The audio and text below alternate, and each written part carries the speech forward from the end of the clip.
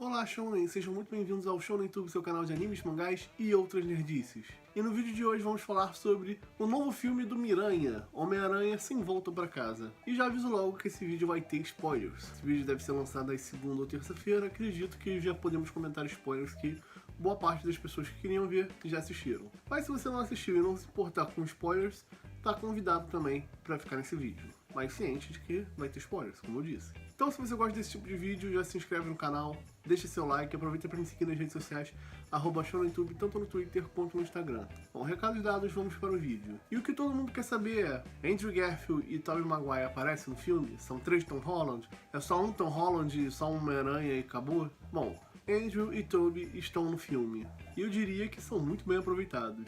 Mas bom, vamos por partes, começando pelo início. Uma das coisas que meio que tinha vazado era a presença do Matt Murdock, sendo o mesmo ator que interpreta o Demolidor na série, né? E de fato ele está no filme com o Matt Murdock, mas ele não tem muita participação. Ele aparece ali no início do filme, sendo que o filme começa a partir de onde terminou o último, né? Com o mistério revelando a identidade do Homem-Aranha. E o Murdock, ele vai ser o advogado do Peter, que vai ali acalmar a situação pra ele, vai advogar a favor do Homem-Aranha. Mas é só isso, ele só tem uma cena, mostra ali que ele tem um algo a mais, mas o Demolidor em si não aparece. Então essa questão dele ter assassinado o mistério é meio que resolvida, entre aspas, logo no início do filme.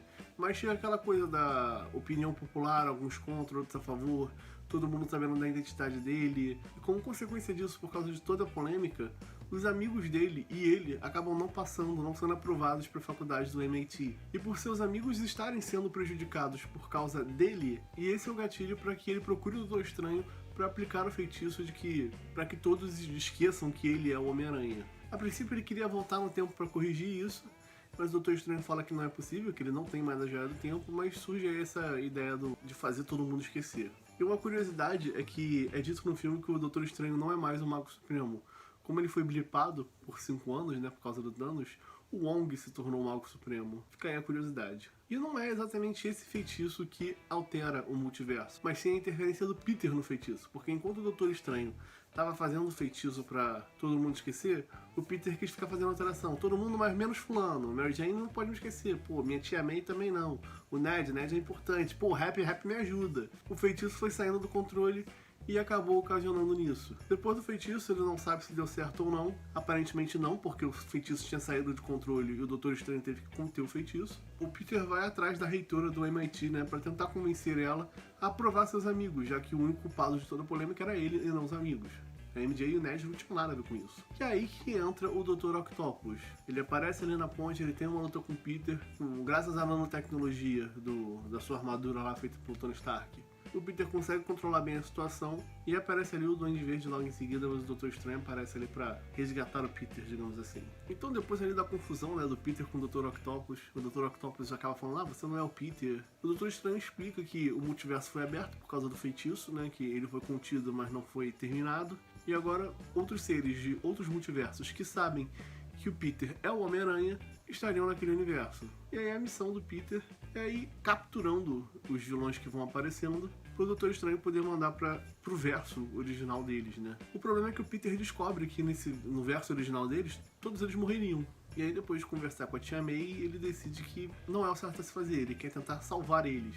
O Doutor Estranho é contra isso, obviamente, e eles têm ali um combate onde, com o poder da matemática, o Homem-Aranha ganha do Doutor Estranho, e essa é uma cena bem legalzinha. O Peter resolve levar todos os vilões pro apartamento do Happy, que é onde ele tá morando, pra tentar arrumar a cura pra todo mundo. Inclusive os vilões que estão nesse filme é o Homem-Lagarto, o Homem-Areia, o Electro, o Duende e o Octopus. Inclusive a atuação do Duende tá espetacular. Espetacular mesmo, realmente muito boa. Enfim, o Peter até consegue a cura para alguns deles. O Octopus é curado, ele conseguiu um dispositivo ali para resolver a situação do Electro. Ele já estava preparando ali a situação pro Duende, mas o Duende, meio que ativa o lado maligno dele, né, que ele tem ali um distúrbio de personalidade, ele volta a ser o Duende, não o Norman Osborn. E aí eles começam a lutar, dá uma cagada e a Tia May morre. Pois é, a Tia May morre. É uma cena que eu não curti tanto, a morte da Tia May não teve tanto impacto em mim. Eu particularmente achei meio sem gracinha. Mas é aí que ela solta a frase com grandes poderes vem grandes responsabilidades. E se você tá pensando, não é o tio Ben que fala essa frase? Não tem tio Ben, botaram a Tia May pra falar isso, não gostei, blá blá blá, bibibi, bobobó. Pois bem, essa frase nunca foi do tio Ben nos quadrinhos do Homem-Aranha. Essa frase era do narrador. Pois é, eles botaram na trilogia original como tio Ben falando, e depois na trilogia do Andrew também, mas essa frase originalmente não era dele. É que ficou marcado mesmo. Mas, enfim, esse não é o problema. É que eu achei, sei lá, não curti o contexto da morte dela. Quer dizer, o contexto não era ruim. Talvez o problema seja até eu que não senti o suficiente a morte dela. Pois bem, e a partir daí que a MJ e o Ned tentando achar o Peter depois disso acontecido, né? Eles já sabem da morte da tia May.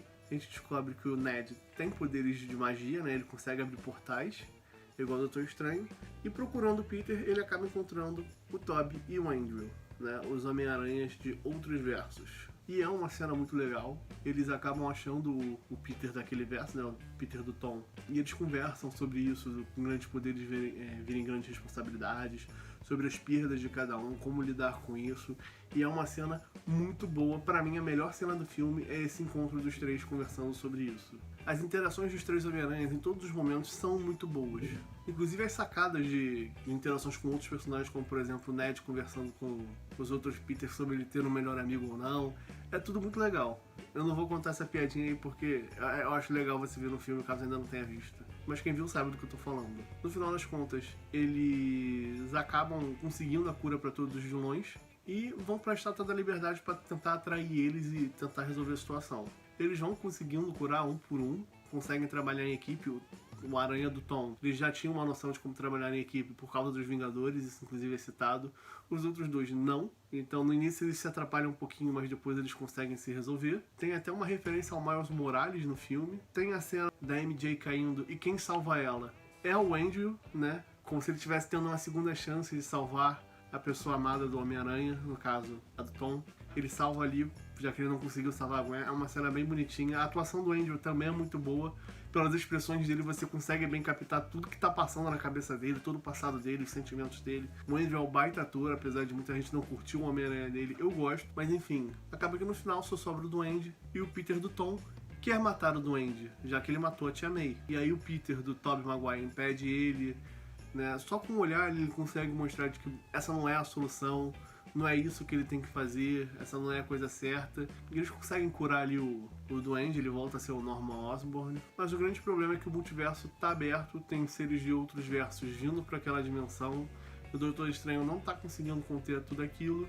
E a solução que o Peter encontra é que todos esqueçam quem é Peter Parker. Se no início ele queria a identidade dele como Peter Parker de volta, fazendo com que as pessoas esquecessem que ele era um Homem-Aranha, aqui ele abre mão de tudo, fazendo com que todos esqueçam ele, fazendo com que ele fique sozinho, já que ele perdeu a tia May e quem lembrava dele ia esquecer dele, pra resolver essa situação. Porque se ninguém lembrar quem é Peter Parker, ninguém viria para aquele verso. O Doutor Estranho hesita, mas aceita o pedido e isso de fato resolve a situação. Depois disso, o Peter até procura a MJ e o Ned novamente para tentar falar com eles, mas ele percebe que, por eles não conhecê-lo, eles acabaram passando na faculdade que eles queriam, então ele acaba entendendo que talvez a vida dele seja melhor sem ele. É um sacrifício ali que geralmente os Homens-Aranhas sempre fazem, um sacrifício pelo bem maior. E aí começa a fase pobre do Peter, né? Ele acaba no ensino médio e vai pra faculdade, ele mora sozinho num apartamento que lembra muito do Tobey, inclusive. Cara, filme espetacular, atuações muito boas,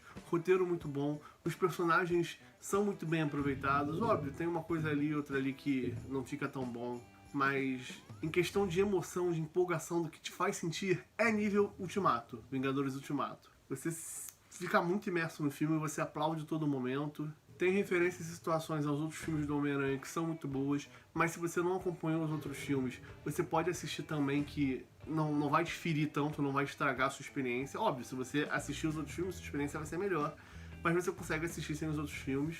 E agora aí é meio que uma origem do Homem-Aranha, porque essa é a grande virada na fase do Peter Parker do Tom Holland. Muita gente criticava ele por ele ser esse menino nas asas do Tony Stark, digamos assim, né? E agora não, agora ele perdeu todos os recursos. E eu achava até um pouco injusto isso, porque o início do Homem-Aranha, a época de colégio, era uma saga mais leve nos quadrinhos também.